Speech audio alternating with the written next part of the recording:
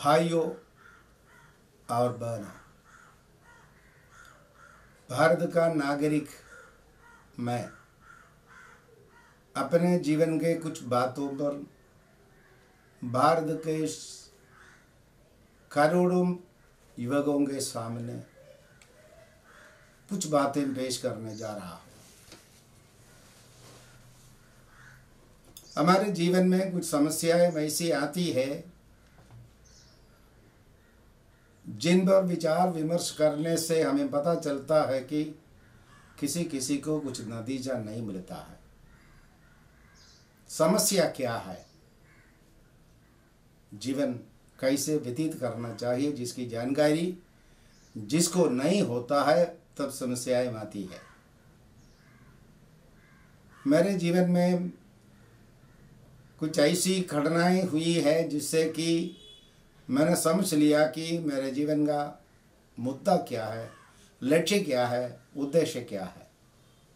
हर समस्याएं हमें कुछ सोच विचार के निर्णय लेने के और ले जाते हैं। भारत के सामने की समस्या है कि मैं किस धर्म पर विश्वास करूं, लेकिन धर्म क्या चीज है? धर्म धारणा धर्म विद्याहु धर्मो धारे अदे प्रजा, यह हमने बचपन से सुना है। लेकिन धर्म वो चीज है जो अपने बचपन से लेकर हम महसूस करके आते हैं अपने परिवार में, अपने समाज में, अपने वातावरण में, अपने देश में। यानी धर्म का उदय विचार से होता है, विचार का संबंध अनुभव से है। हमने अपने घर में परिवेश में क्या महसूस किया, देखा, पहचाना, चखा, इसी के आधार पर हमारा धर्म विचार रूपायित तो होता है। इसलिए धर्म वो चीज है जो मनुष्य को पृथ्वी से स्वर्ग तक ले जाने वाला महत् कार्य है। धर्म के द्वारा कोई भूमि से स्वर्ग तक नहीं ले जाता तो उस धर्म का कोई अर्थ नहीं है। इसलिए हम भारत के नागरिक के सामने धर्म के बारे में विचार विमर्श करने का मौका मिला है। लेकिन मैं अब अपने विचार आपके सामने पेश करना चाहता हूँ। मेरा विचार ये है कि परमेश्वर हमारा सब कुछ है। ईश्वरों का ईश्वर परमेश्वर, god of god, that is almighty god. ईश्वरों के ईश्वर को देखना, पहचानना, परखना बहुत बड़ी बात है। उसके लिए हमारे सामने कई प्रकार की धार्मिक ग्रंथ सौभाग्य से भारत में उपलब्ध है। भारत की अपनी संस्कृति है, वो संस्कृति सदियों की पुरानी है, अन्य कई संस्कृतियों से महत्तर है, बहत्तर है।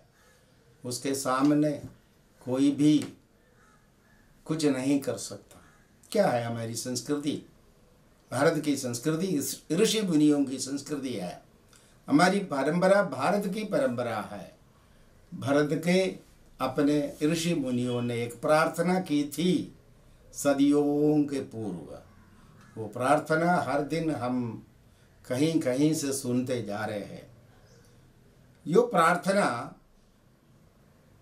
आपने सुनी है, मैंने सुनी है, वह पेश करने जा रहा हूं। तमसो मा ज्योतिर्गमया, असतो मा सद्गमया, मृत्योर्मा मृदंगमया। 3 बात उस पर वेद व्यास ने अंकित किया है। तमस से मुझे ज्योति की ओर ले जाइए, lead me from darkness to light. चारों ओर अंधेरा है, लेकिन हमें प्रकाश चाहिए। दूसरा मुद्दा ऋषियों ने रखा, असतो मा सद्गमया, असत्य से मुझे सत्य की ओर ले जाइए, lead me from truthlessness to truth. सब कहीं छूट मूट चल रहा है, तो छूट के रास्ते से मुझे सत्य की ओर ले जाइए, ऐसे प्रार्थना दूसरा मुद्दा है। तीसरा मुद्दा है, मुझे मृत्यु से अमर्त्य की ओर ले जाइए। जीवन मृत होने के लिए नहीं है, अमृत की ओर ले जाने का है। Lead me from death to eternity, यानी अंधकार से प्रकाश की ओर और झूठ मूठ से असत्य की ओर और मृत्यु से अमर्त्य की ओर ले जाइए। ये तीनों क्या है? सदियों के पूर्व हमारे ऋषि मुनियों ने अपने वेद ग्रंथों में लिख रखे हैं। जे आवर्तन करके करके लोग आज भी सुनाते सुनाते जा रहे हैं। लेकिन करीब 2000 साल पहले, ठीक से बोलूं 2018 साल के पहले, ये तीनों प्रार्थना का फल भारत में मिला, एशिया में मिला, हमें मिली। एक महापुरुष आया, जिंदा लिया विश्व में, वो भी एशिया में जिंदा लिया, यूरोप में नहीं, एशिया में उसका जीवन हुआ। उसका काम सीखते सिखाते चले, वे बोलते रहे, उपमाओं से अद्भुत कार्य कराते रहे और कुछ चेलों को सुनाकर सुनाते रहे। ये सब हुआ। एक महाशय, एक महात्मा विश्व में जन्म हुआ, जिसका नाम है यीशु मसीह। उन्होंने कहा, I am the way, the truth and the life, यानी सच्चाई में हूँ, मैं हूँ प्रकाश और मैं हूँ अनंत जीवन।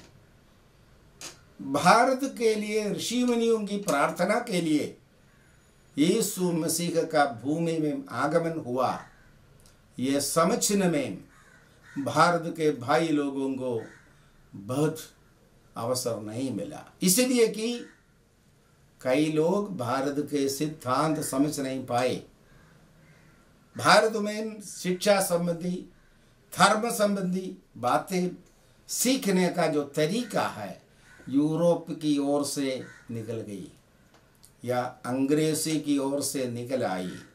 दूसरे शब्दों में कहने पर संस्कृत की भाषा को पहचानने की ताकत न रखने वाले कुछ यूरोप के लोग और उसके अनुयायियों ने आकर यहाँ प्रचार किया धर्म का, जिसको मालूम ये नहीं था कि इस प्रार्थना का बल क्या है।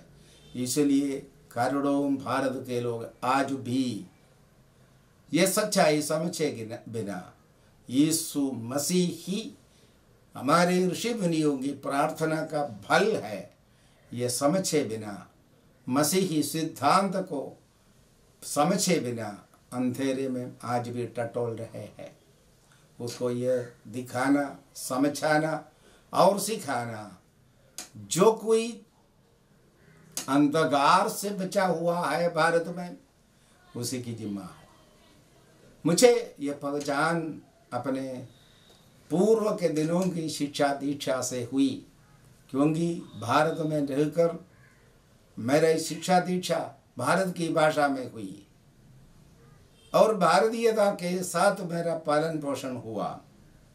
और भारत के केरल से लेकर कन्याकुमारी तक नहीं, हिमाचल तक नहीं, पंजाब तक नहीं, असम तक नहीं, पूरे भारत में अपना समझकर चल फिर कर विश्वविद्यालयों में शिक्षा प्राप्त की, जिससे कि भारत की संस्कृति और भारत पर आई संस्कृति और आज की हमारी दुर्गति ये सब समझने में मुझे मौका मिला। इसलिए एक भारतीय के नाते मैं मेरे सुनने वालों से, श्रोताओं से ये विनय करके कहता हूँ, भाइयों और बहनों, हमारा विषय है यीशु मसीह के बारे में बोलना। वो भारत के लिए मिला निधि है, उस निधि को पहचानने के लिए आप कोशिश करें। उसके लिए मैं अपना समय व्यतीत करता हूँ। नमस्कार।